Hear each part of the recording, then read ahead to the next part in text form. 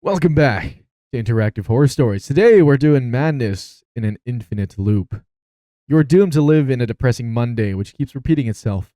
No matter what you do, you wake up to the same day, even if you commit suicide. Can you keep your morals and mental health when nothing you do is permanent? Why are you stuck in this infinite loop? Okie dokie. You wake up in your bed, you wish you were dead. In fact, you should have been dead. You committed suicide lots of times before, but no. There's no afterlife for you. Only the repeat of the same day. Not only do you hate your never-ending day, but also yourself. You have an obligation to go to work. You hate your job and small cubicle in the cold office. Maybe you do something crazy today and spend the day at home. Or kill yourself. Interesting. Lots of options. You are in your bedroom. It's a rainy morning. There is a wooden table near your bed. On the table, there are your alarm clock and a picture of you with your ex-wife. There's a drawer beneath the table. Look out the window. You're at the 13th and top floor of the apartment building. The sky is covered with gray clouds. Its grayness is reflected upon everything you see. People are walking in a hurry. Some of them don't have umbrellas on this rainy morning. There are no green trees, only high concrete structures. There isn't any trace of happiness out there. Look at the alarm clock. Your digital alarm clock shows 7 a.m. Monday with its green LCD lights. This is the exact time you wake up each repeating morning. And it is always Monday whenever you wake up. Look at the picture. This photograph shows you with your ex-wife at the beach when you were on your honeymoon.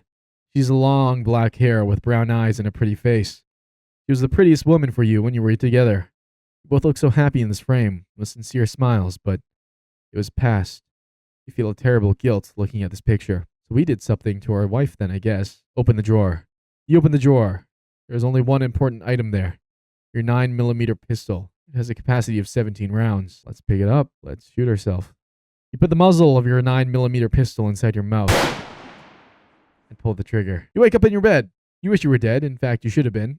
Great. It's gonna go all over again, isn't it? Let's go to the bathroom. You're in the bathroom. Looking at the mirror, you see that you need to shave. Your beard grew a few millimeters. Bad enough for your work. If you wish, you can scar your face with your razor or cut your wrists to commit suicide because you wake up with an intense self-hate each morning. Let's shave our beard. You hate how you look when you don't have facial hair. Even your mother says that you look like an egg this way. Damn, that's harsh. Cut your face. You pick up the razor blade and start cutting your face with self-hatred. Blood drips out of each scar. At the end of 5 minutes of masochistic action, you leave your face with so many scars that your face looks red. Okay. Cut your wrists in the bathroom. You pick up the razor, take all your clothes off, and step inside the bathtub.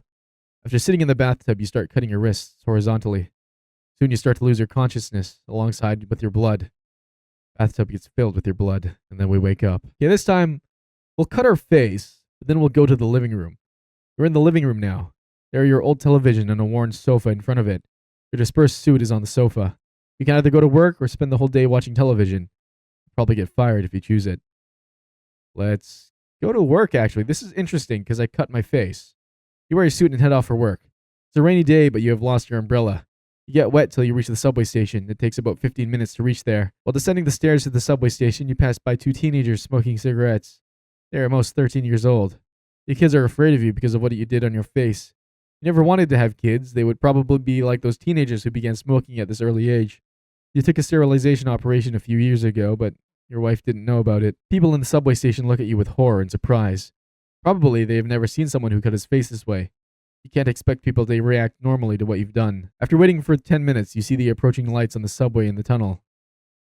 Jump on the rails. You walk beyond the yellow lines that forbid you getting near the rails.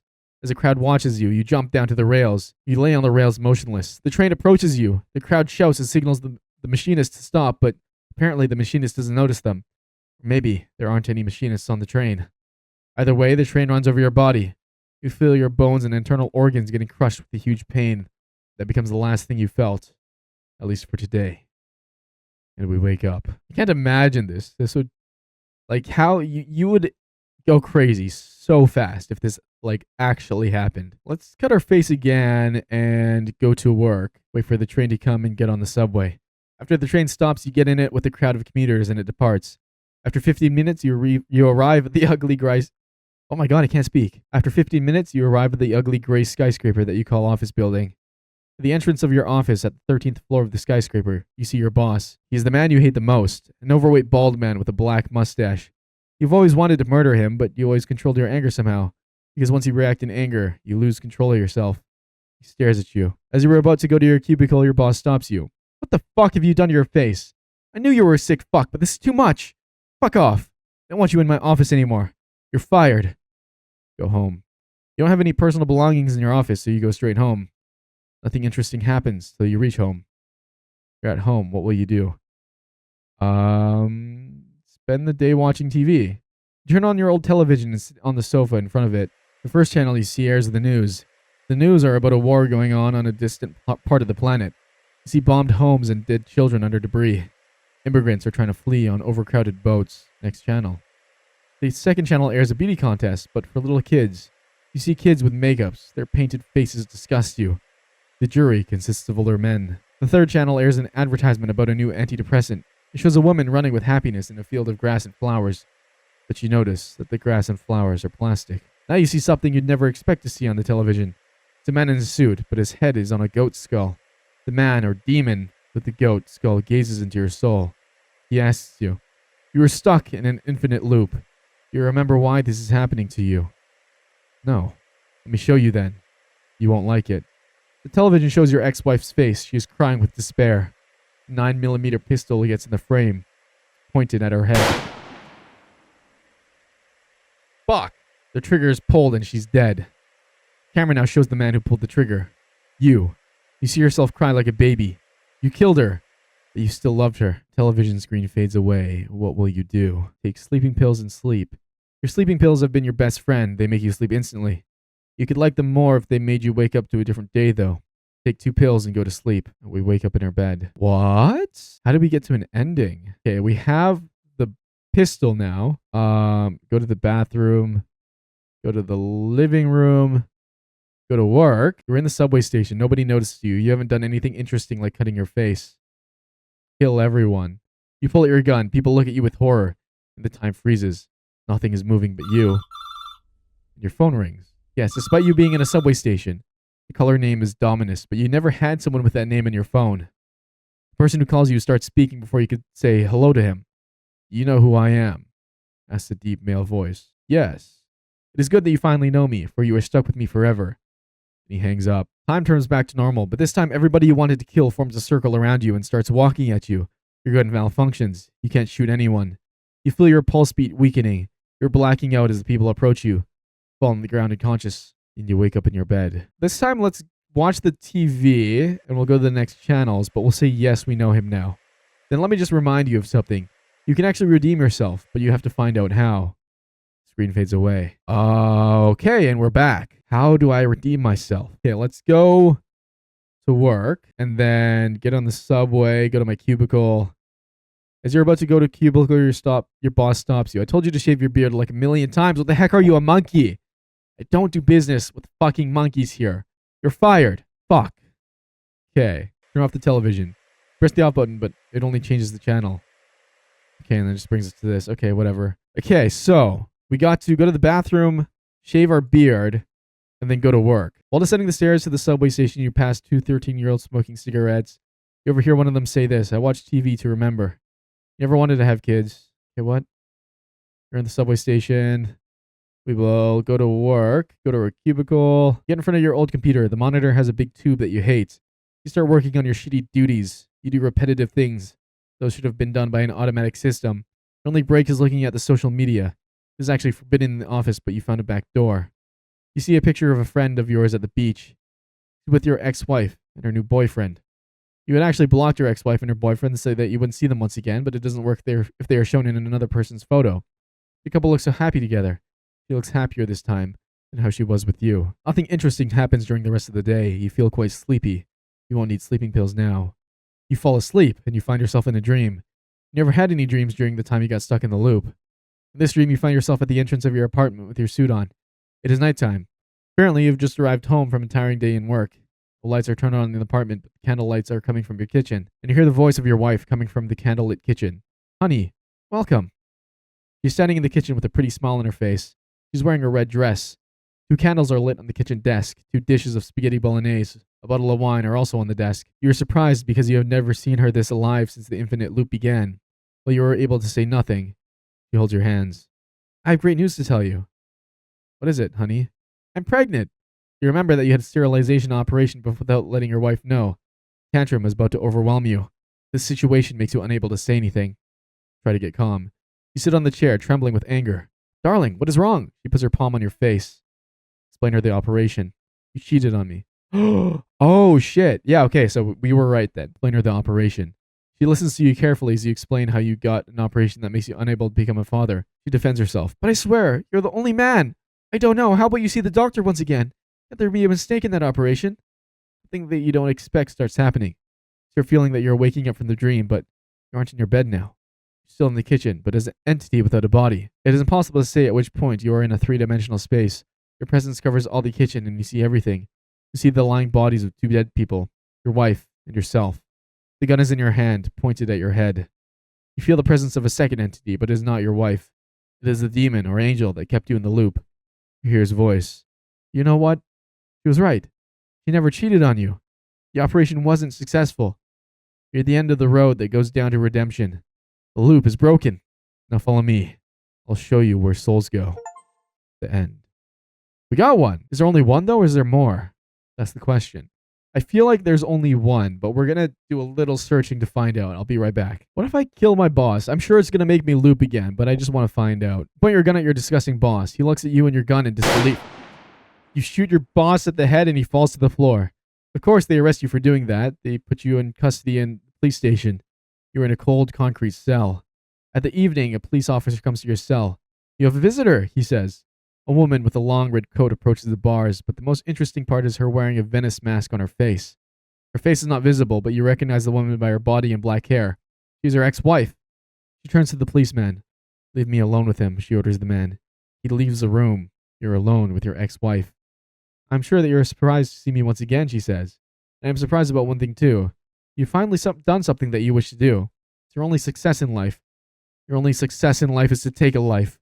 She takes off her mask. It's not her face, is it? There is no face under the mask. It's a skull, remained from a rotten body. Now her voice echoes in the concrete cell. You are a murderer. No matter what you say, no matter what you do, you can't change what happened. And we wake up. Interesting. All right, yeah, I feel like this is the only ending that we could get, is getting the redemption ending. So let's go to OUIJI. You were a single father. Your wife Linda passed away while giving birth to your son a year ago. You will be able to use a Ouija board in contact with an entity who claims to be Linda in this story. New Jersey, 1981. You were a single father. Your wife Linda passed away a year ago at childbirth. Your son's name is Mark. He's a cute baby with blue eyes that he got from his mother. As expected, you are in agony with the loss of your life. Mark is the only thing that you hold on to, all that matters. You've been in love with Linda since the first time you saw her. She was so pretty, you wanted to be with her forever. It still surprises you to have such a charming woman to fall in love with you too. During Linda's pregnancy, you lost your job at some point while having debts. She supported you in every way she could. Not only was she your wife, but also your best friend. You found another job after Mark was born and Linda died, but of course, it doesn't make you a happy man when you've lost your best friend and wife. Looking in Mark's blue eyes gives you all the strength to go on as a single father. You see the future in his eyes and the past. Past when you were happy with your family. In spite of everything falling apart. You would lose everything if you lost Mark. Another reason what made Linda and Mark so significant is you had lost your parents too. Basically, you have no family members left except for your son. Nobody to consult for things that you need to talk with a family member. Linda's parents. You don't see those assholes anymore. You've done wrong to you and Linda. It's a foggy morning. You were taking a walk in an isolated green forest which is close to the suburb you live. You can't see anything but fog beyond 5 meters. There's a single path and you are walking it. You know that the path leads to a lake. You've been there countless times. There's nobody else you can see here in the forest, but somehow you feel that something awaits for you at the end of the path. You reach a lake and you encounter a woman who looks uncannily familiar, standing at the side of the lake. She's turning her back to you. See that she's blonde hair and a black dress. Familiar. She slowly turns back and faces you with a smile on her beautiful face. She's nobody but Linda, completely alive. Did you miss me, darling? Linda, is that you? Yes, it's me. How is that possible? All that we see or seem is but a dream within a dream. What? She holds your hands. Buy a Ouija board. I will talk to you through that. You know what a Ouija, pronounced Ouija or Ouija, board is.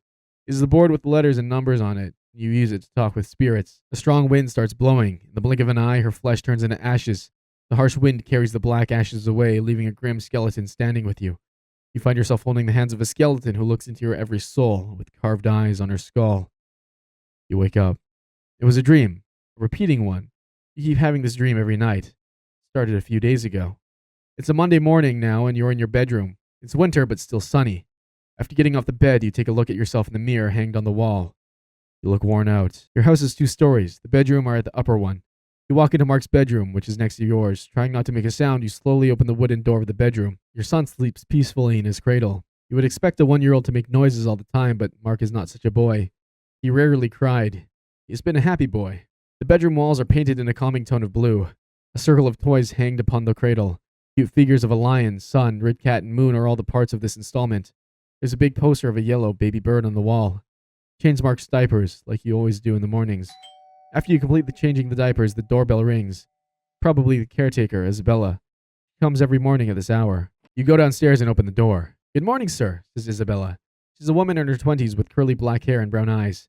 She steps into your house. Your daily routine starts with making the breakfast while Isabella takes care of Mark. You go to work after breakfast, unless it's the weekend. Isabella walks into the kitchen, opens the fridge, and picks up the formulated milk for babies without mothers. Let's not talk about the dreams. Or you know what? Let's talk about it. Why not? Before Isabella leaves the kitchen, you tell her everything you see in these reoccurring dreams and how Linda asks you to use a Ouija board to communicate with her. It's easy to see how surprised Isabella is. Sir, don't do that. It's too dangerous. You shouldn't mess with the dead. Isabella climbs the stairs to take care of Mark. You are hungry. You need to make breakfast.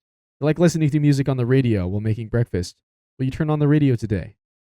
Sure. You turn on the radio. The playing song is Sunny from Boney M. Sunny. Yesterday my life was filled with rain. Sunny. You smiled at me and really eased the pain. The dark days are gone and the bright days are here. My sunny one shines so sincere. Sunny one so true. I love you. You like that song. It kind of reminds you of the happy times you had with Linda. You make yourself an omelet and a hot cup of coffee. That's your daily routine. After you finish the breakfast, it's time to leave the house. Will you buy a Ouija board? You can go to a toy store to buy it before going to work. Or you can refuse to buy it, thus refusing to contact with what you see in your dreams. Let's not buy it. So you say goodbye to Isabella and go to work without buying the Ouija board.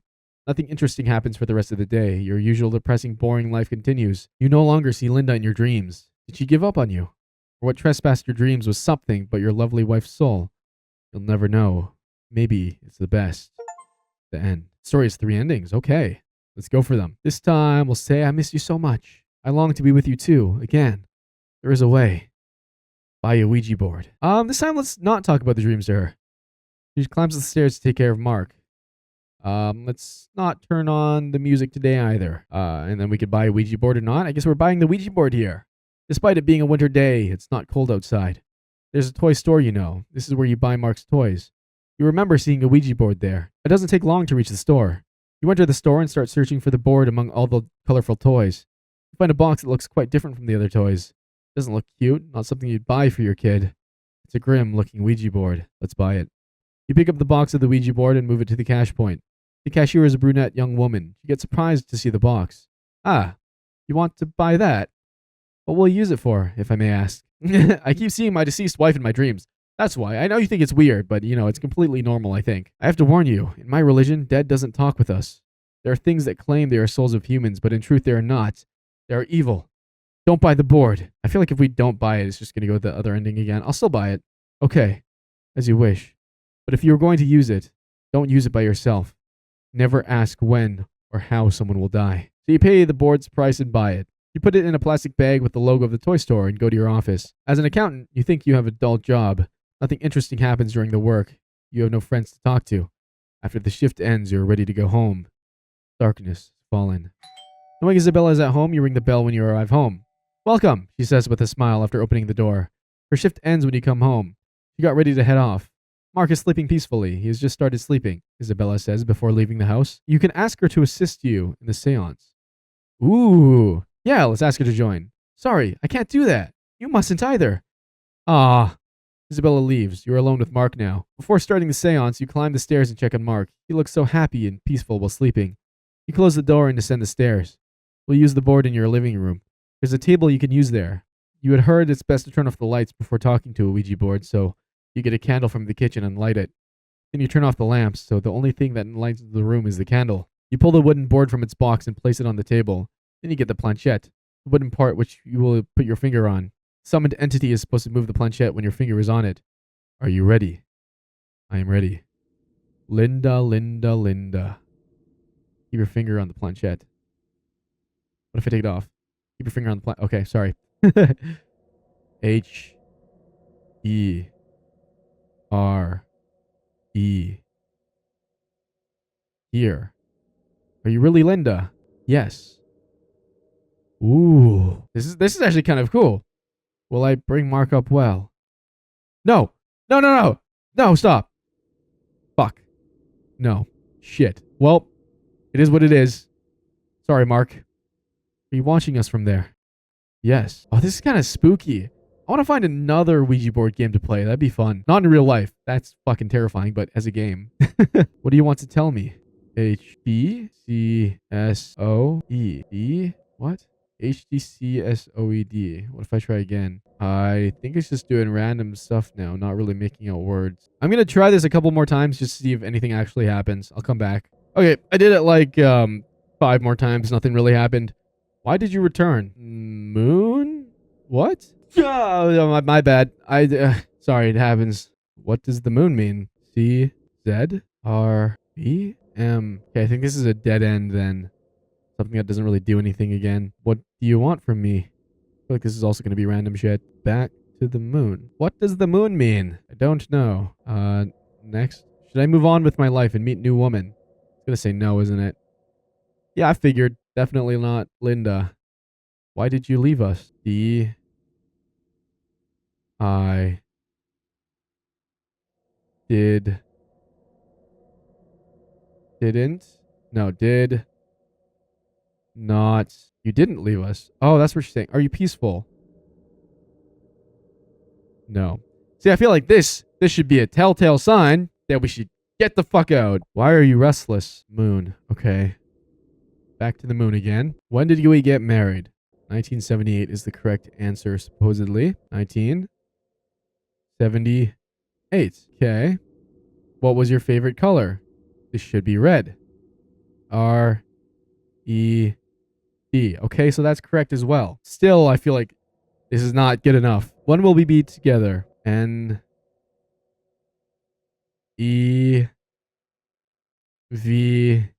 Oh no.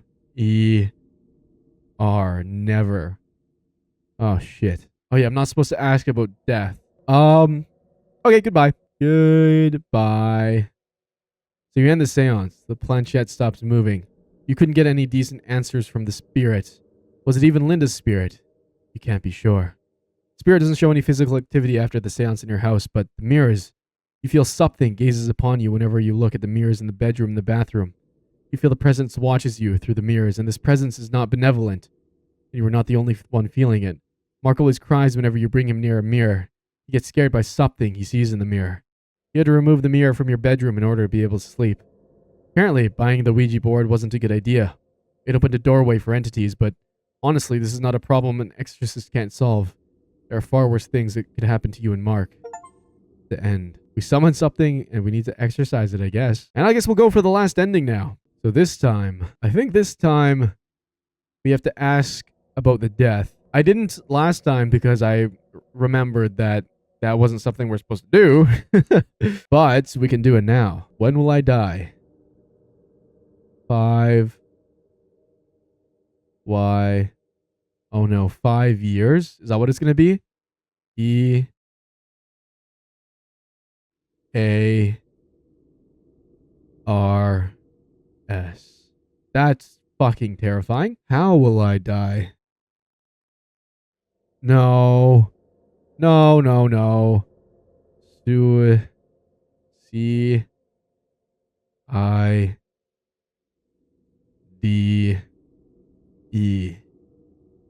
Okay. When will Mark die? TODAY.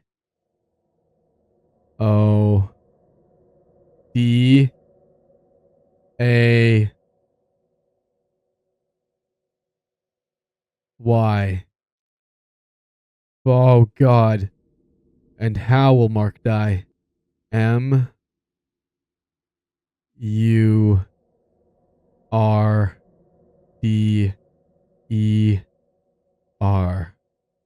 Oh shit.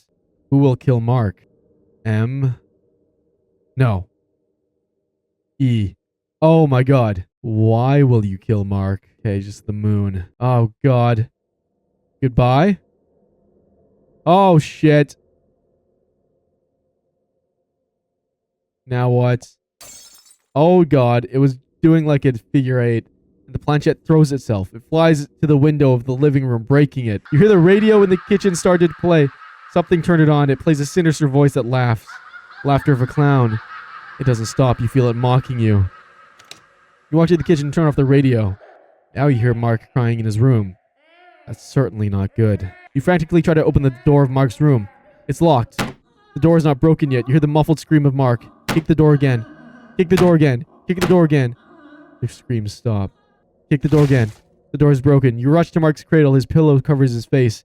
His parents say he was choked. Mark shows no sign of life. He's dead. You cry in despair. You were warned not to use the Ouija board. Now you are alone with your remorse.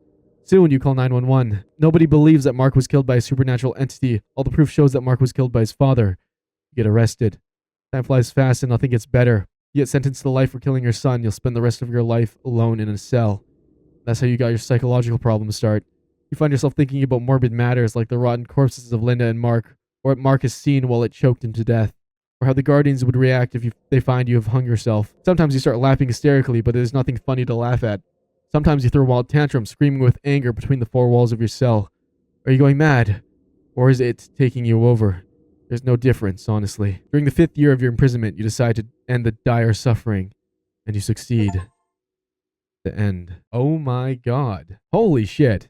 Okay. Honestly, most of those stories weren't amazing, but with that being said, I think my two favorites were definitely Ouija, and I think Crystal Skull 2 was the other one that I liked a lot. Or was it Madness in Infinite Loop? I don't remember.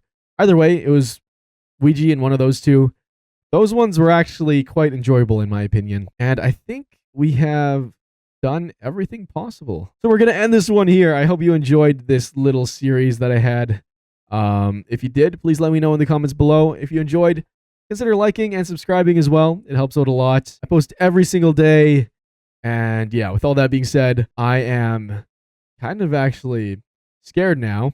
I'm going to turn on the lights in my room after this, or in my entire house probably. And I'll see you all in the next one. All right? Josh out. Holy shit.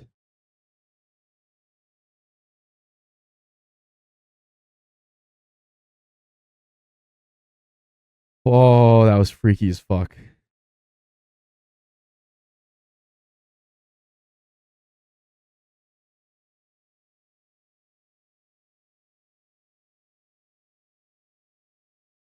Hello? Who's there?